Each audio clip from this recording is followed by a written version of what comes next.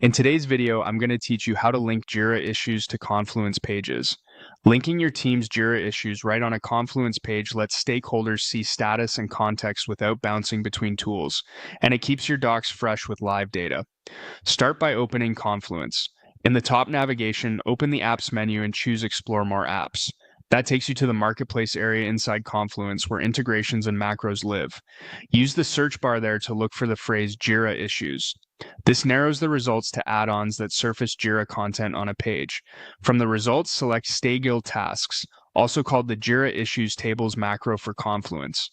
Opening its detail page is helpful to understand what it provides. It places a dynamic table of issues directly into your documentation, which is perfect for sprint summaries, release notes, or project status pages.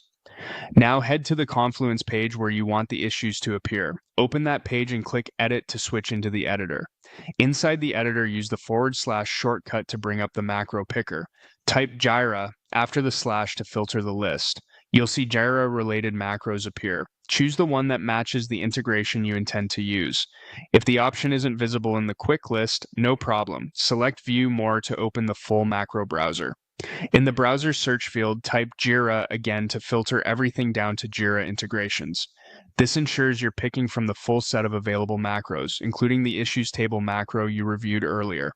When you've highlighted the correct macro, click Insert. That places the macro onto your page in the editor. You'll see a placeholder where your Jira issues will render. The power of this approach is that the content stays connected to Jira. So as statuses, assignees, or priorities change in Jira, the table reflected on your Confluence page updates accordingly. A couple of quick tips as you work. Make sure you have access to the Jira projects you expect to display, and keep your page organized with headings so the embedded issues are easy to scan. With that, you've linked Jira issues to your Confluence page using the macro workflow, keeping your docs and your delivery work in sync.